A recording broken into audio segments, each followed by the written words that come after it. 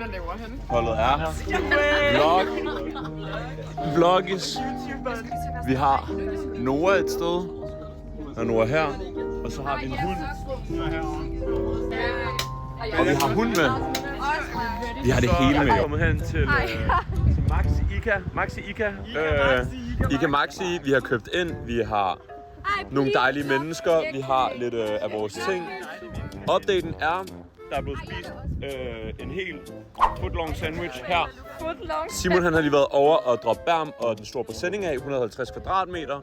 Og nu er det i gang med at tage, maden med og sådan lidt folks ting. Så spiser Rofi lige færdig her.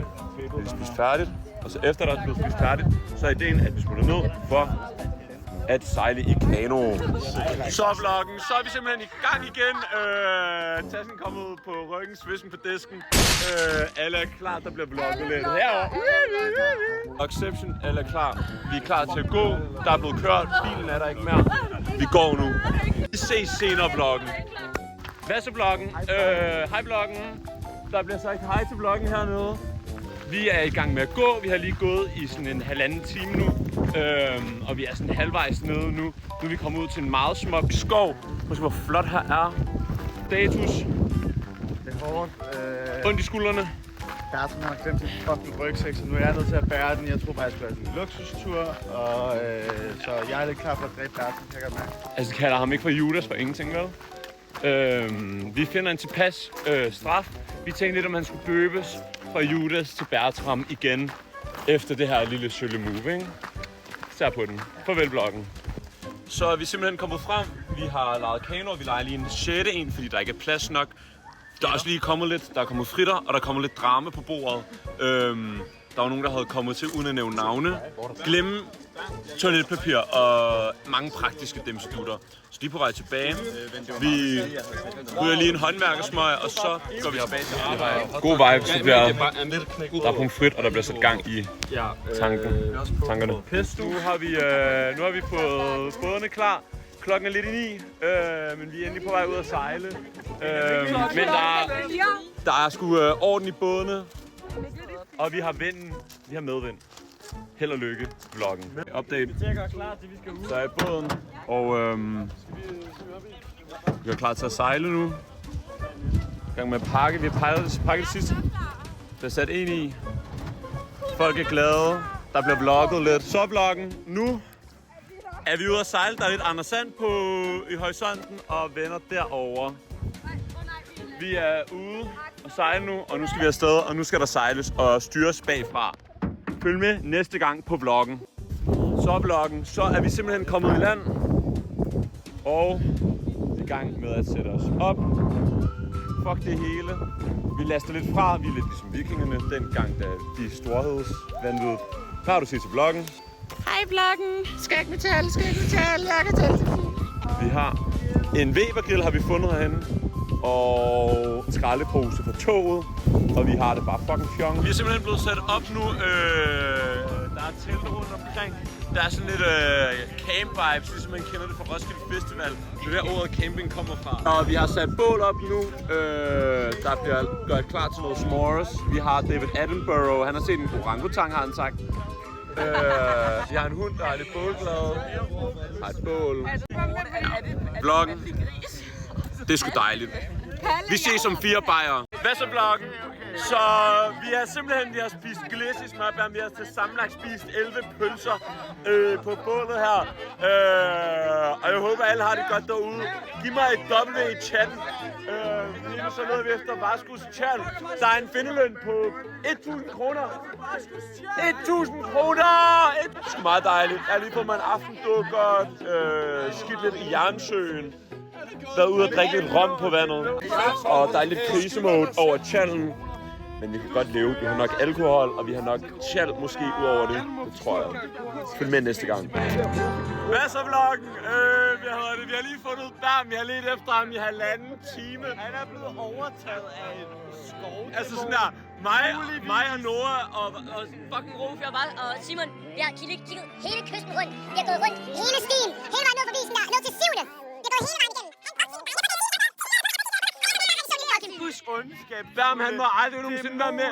Bam må aldrig nogensinde være med i klappeleg, medmindre han søger.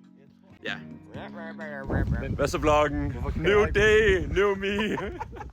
Jeg har sovet som en prins har gjort. Jeg har lavet en lille morgenrutine. Vi har pakket teltene sammen. Vi har spist en lille morgenmad. Drukket noget Honduras kaffe. Rigtig lækker kaffe. Honduras. Huni, Fella er kommet i redningsvest, og jeg skal snart have en redningsvest på. Det bliver pakket sammen. Folk er glade. Stay tuned for næste gang. Så er vi ude til søsvloggen! Og vi hører lidt Maui. Og vi sejler alle sammen. Vi er klar til at kapre Sverige. Og vi er skåne til Danmark! Hvad så vloggen? Vi er kommet i land. Vi har fundet et nyt sted, en halvø. Vi har sat teltene op, vi har drukket lidt, vi har fået gang i et båd, vi har været ude at fiske. Der sker en masse ting og sager. Jeg har fået tilbudt en body tequila, og jeg kan jo ikke sige nej til en lille tequila. Fordi jeg er jo halvt fra Latinamerika, og mit drømmeland i hele verden, det er Tequila-provinsen i Mexico. Så lad os se, hvad den her navle, den kan. Den er ikke dykket op endnu. Salten er underordnet, fordi... Hov, undskyld skat. Du blev sgu lige lidt sandet til der, hva'? Men ja, salten er underordnet.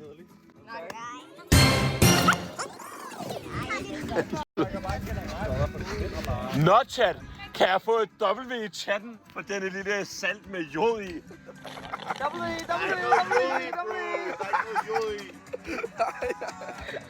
Jeg behøver ikke engang sådan en der. Der er nok salt i hans fedt mavesved. Det var sgu da bare i orden. Hvad siger vi til det, chat? Kan jeg få et W? Kan jeg få et W? Kan jeg få en lille W? Velkommen til vloggen. Another day, another dollar. Som I kan se, vi har sendt pigerne afsted på et vikingeskib. Bro, piger! Vi har glemt at vlogge lidt i går aftes. Der blev drukket bajer, der blev drukket tequila. God aften, god dag. Vågnet op med tømmermænd. Og Fella er alene. Den sidste pige kan. Men det er en god dag. Måske skal vi ud og sejle lidt. Vi har bygget en svedhytte. A.k.a. et hundehus. Ud af præsendingen. Den store præsending. Og så er det bare herrehygge nu. Fjeren på hatten. Hatten på Taget på bjerg. Bjerget ligger langt ude i skoven. Så vloggen, velkommen til snappen. Hvordan er status? Vi er lidt Det er lidt koldt, vi er lidt trætte. Vi har lige lavet massagetog. Vi har opfundet en ny sang. Aldrig så jeg så dejlig en camp. Campen på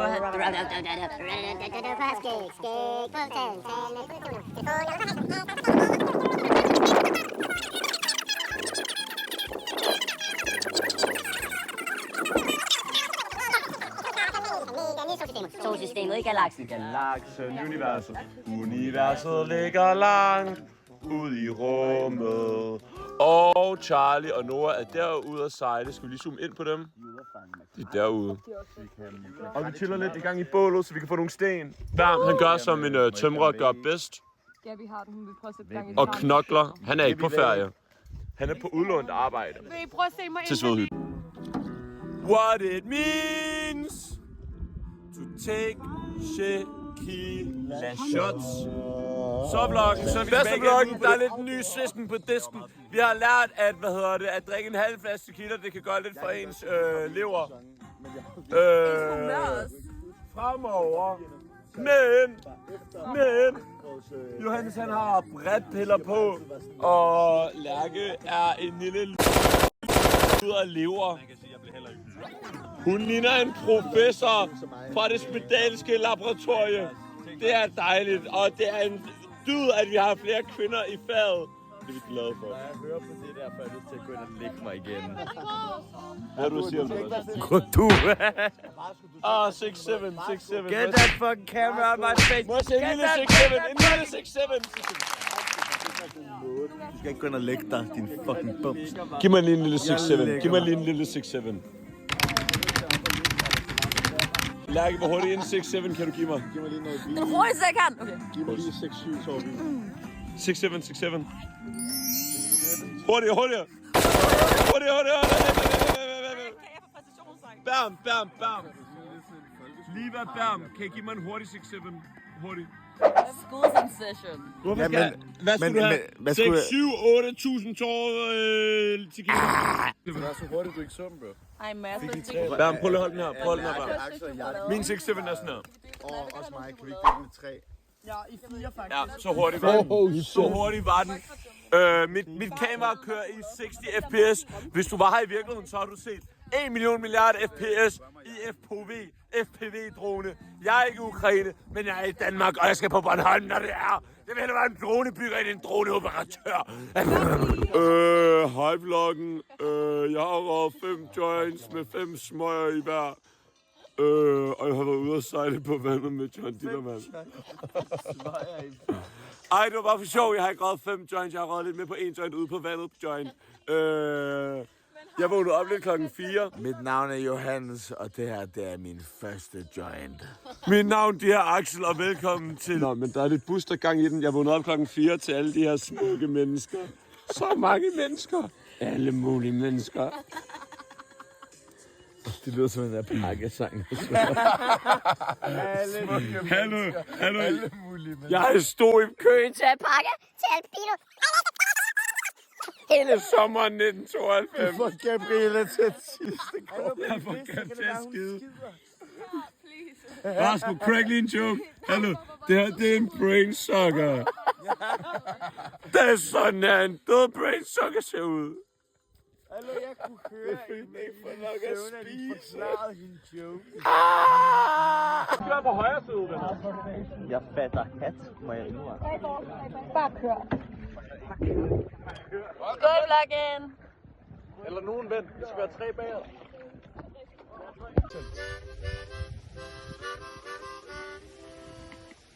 Nu er vi simpelthen gået hen. Vi har gået en halv time hen for at få en schnitzel og nogle pomfritter og noget frityre. New owners, new year, new me. Men der er sgu alligevel nogle vafler. Der er gourmetvafler med rejer på. En rejevaffel til en lille reje. Og Og en laksevaffel der. vi har en laksevaffel her. Og vi har en serber med her.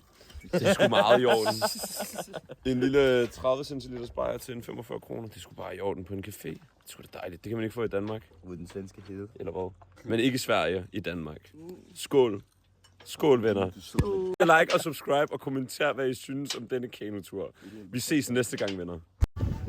Velkommen tilbage, vloggen. Så er vi gået i land for en times tid siden. Vi har været nede til den lovede schnitzel, men der var ikke en schnitzel, men der var vafler, madvafler. Så der er hygge nede ved solen. Sol over Elmhult. Sol med mine gode venner. Hvordan har du det, John Pork? John Pork, han drikker Nordlands guld. Tatoveret på en Guld svigerfar. har jeg fået tatoveret på tissemanden. Tissemanden. Hvordan har du det, Spider-Man Peter Parker? Peter Jeg Parker. er både Harry Potter Det er igen. Peter Jeg føler Parker. alle er både Harry Potter, mand. Hvor er det ned? Jeg underviser med matematik. Stop med at strutte med håret. Din lille... Hvordan har du det, Vasko? Du har det, som du ser ud. Jeg har det, som jeg ser ud. Strålende. Mr. Skin. Tak, skat. Hvad siger vi herovre? Vi har en lille løbehund. Og den sure far. Fælda. Vi har den ansvarlige farmand til den søde hund. Og Oscar.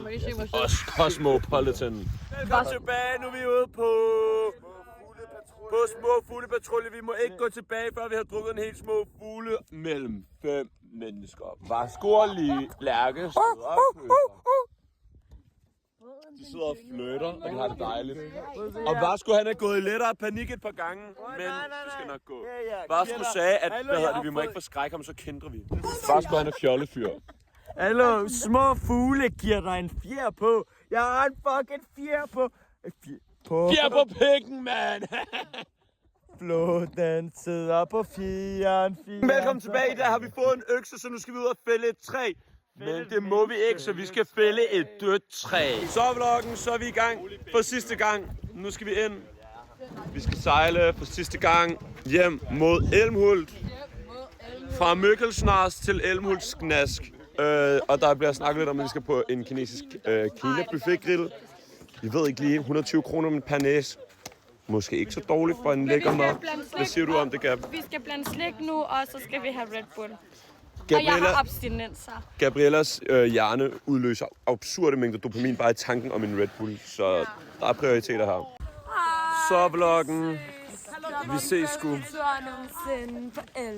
Der er glade mennesker. Glade kæft. Glade drenge. Og en meget pakket bil, og alle vil gerne have en bid af kagen. Men hvem fik en bid? Det gjorde ham. Han har en tommelfinger. Og den er glad, og den er thumbs up. Det har været en skøn tur i år. Jeg tror ikke, vi tager på kanotur næste år. Det bliver Sunny Beach, eller Ødegård, eller Svedhytte, ren Svedhytte-tur. Men vi glæder os rigtig, rigtig meget. Svedhytte, 8 dage, 8.000 dage. Hvad har I at sige, piger? Ja, det var fedt. Ja, det var så fedt. Yeah. Og vi har sejlet i 2 timer i hvert fald. Det har været en hård tur. Hvad har du at sige, Joe? Jeg har sagt mit sidste ord. Og med det sagt, så ses vi en anden gang. Ikke også vloggen? Husk at like og subscribe og kommentere i kommentarfeltet. Kan I ikke fortælle mig, hvad I har spist til morgenmad? Det vil jeg rigtig gerne høre, og jeg svarer hver enkelt kommentar. Goodbye. Danmark. Sig hej, Bærum. Hej, Bærum. Nå, vi er pakket helt ind i bilen her. Altså, Bærum han sidder på midtersædet ved siden af sin fucking 150 kvadratmeters præsending. Mig og Bærum, vi bliver nødt til at bytte vores arme om. Og så har vi Simon og Charles. Charlie, are you here? Star Wars musik. Vi chiller.